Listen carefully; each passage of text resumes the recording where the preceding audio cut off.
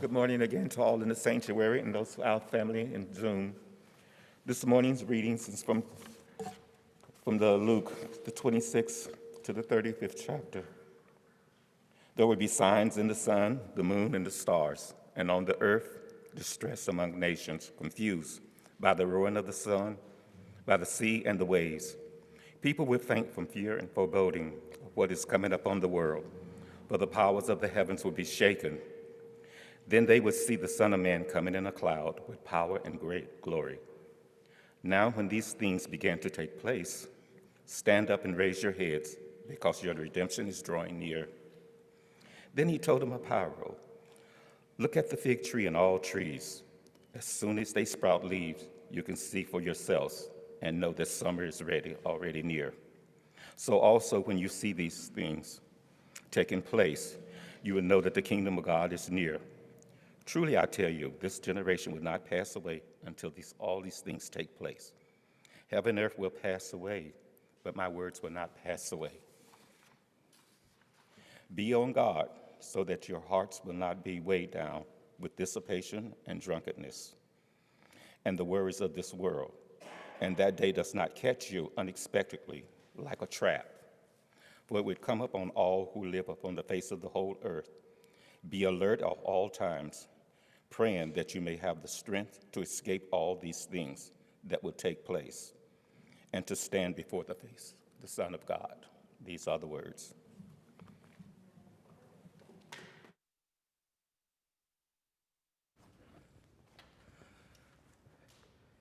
Good morning, Metro. Good morning, Zoom, folks. One of these days, I'm gonna get this mic thing right. So in the bulletin, it says the title is Homesick, and this is just the first of a series for Advent. I'm going to try to get these to you, Troy, so you can add them, but I'm thinking about laying the foundation, a home for all, and then on the 26th, a chosen home. But today, homesick. And as you can tell, the theme for my Advent sermons and the Sunday after Christmas is close to home. So homesick. As the story of one of the chapters of Dorothy Gale's visits to the land of Oz and her encounter with the wizard comes to a close, she begins to reflect on the time that she spent with the lion, the scarecrow, the Tin Man.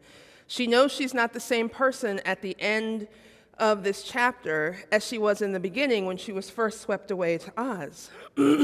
She's had some near-death experiences. She got kidnapped by the Wicked Witch. She had to deal with the monkeys. There's this whole thing about water. The yellow brick road wasn't so easy to ease on down, so, she's been through it. And in the version that I grew up watching, Dorothy, played by Stephanie Mills, sings these words in the finale, and the title of the song is Home. And this is the finale of The Wiz, the Super Soul musical, Wonderful Wizard of Oz. And she sings, "When I think of home, I think of a place where there's love overflowing. I wish I was home. I wish I was back there with the things I've been knowing. Wind that makes the tall grass bend into leaning. Suddenly the raindrops that fall, they have meaning, sprinkling the scene, making it all clean. Maybe there's a chance for me to go back now that I have some direction. It sure would be nice to be back at home where there's love and affection.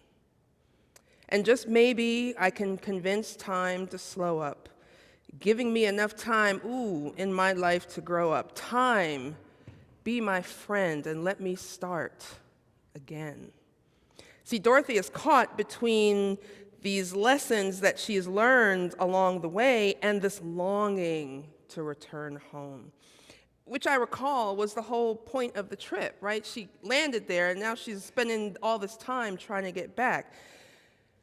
She returns, but she's not the same Dorothy who left Kansas behind in that whirlwind.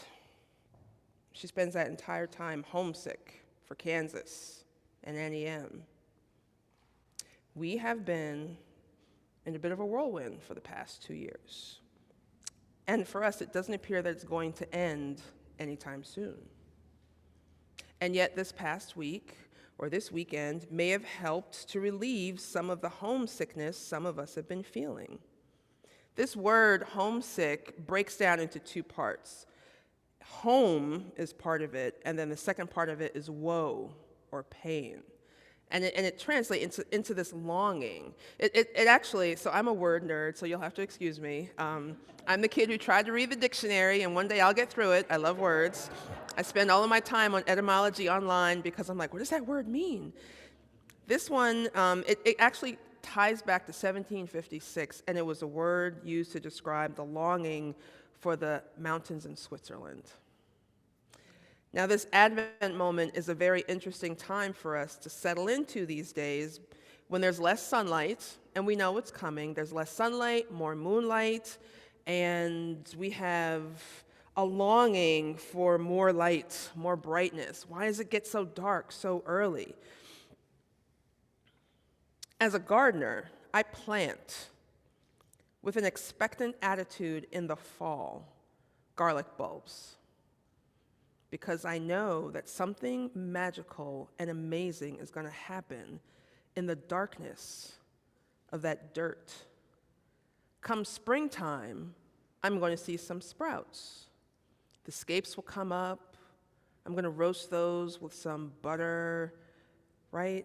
There's an expectation that something's happening in the darkness. I love planting and waiting. I would not be able to see the stars in the night sky were it not for the fact that the sky is dark. How else would I see the brilliance of the stars painted across the sky? As a dark-skinned Black woman, I long for the understanding that people would see God's hand on me as wonderful as anyone else's skin. I am also fearfully and wonderfully made. I am homesick, and I have a longing for a home that is not yet, because I know how I'm seen in the world. Some of us have a longing for a physical space, and maybe that was lessened over this past week when you got to travel and go be in your home. Maybe that's where some of you right now are on Zoom. You're in that home, that place where there's love and affection.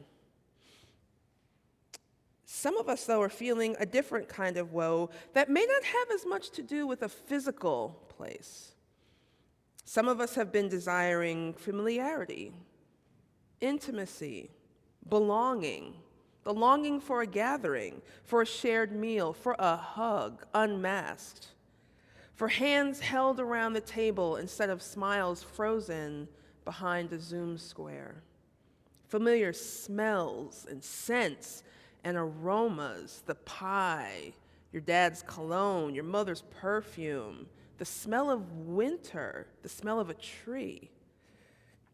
It might be the way that we used to bump into coworkers in the hallway or in the break room or even at the copier. I am amazed at actually how much work I got done standing at the copier talking to one of my coworkers. All the planning and connecting and sharing, and then it's like, boom, we got this project, let's go. And it all happened at the copier, but that doesn't happen anymore. I have a coworker who is a social worker, and she has bemoaned the fact that the lack of social engagement at work has actually, she told me, this isn't what I signed up for. I signed up to be a social worker, and this isn't very social. It could be how much we miss sitting in the church building, or hearing a choir, or singing without our masks on. I have to tell you, it's very weird for me to be speaking in a room full of people with my mask off. I'm still not used to it. The text says, when I say the text, Luke says, that the people of the world will feel distress and confusion. And have we not felt distress and confusion and woe and pain and fatigue? These have indeed been somber, grim times. But before we can sink into complete despair, we hear these words: stand up. Raise your head. Your redemption is near. Now here's what I hear when I heard Jesus say that. I heard, Shift your spiritual posture. You're walking around like people who have no hope. So then he says, okay, I'm going to make it plain for you. That's what we say in the Baptist tradition. Make it plain, preacher, make it plain. And so Jesus says, let me make it plain for you. I have a sign for you, but you're going to miss it if you're in a posture of complete defeat and woe. Hear me, complete defeat. You can feel woe and feel defeat and fatigue, but don't let it overwhelm you, because there's something for you hidden in plain sight. Look at the fig tree. Now, I love this because I went down a rabbit hole, Tiffany, of figs. I was like, wait a minute, what is it about this fig tree? So in Israel, cultivated fig trees will produce fruit in the fall. The leaves will fall off in the winter, and then new leaves will begin to sprout in the summer. And there's new fruit. It blooms twice a year. It offers fruit twice a year. Jesus is saying, it's right in front of you. How many times do figs show up in the Bible? It's right here. I'm giving you something. Imagine you're the people sitting at the feet of Jesus hearing this, and you're like, of course. Duh, it's right there in front of us.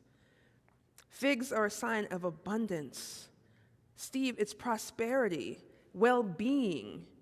Jesse, they're a sign of security. They're a reward for patience. A cultivated tree offers a reward, and it's in the form of a sweet fig.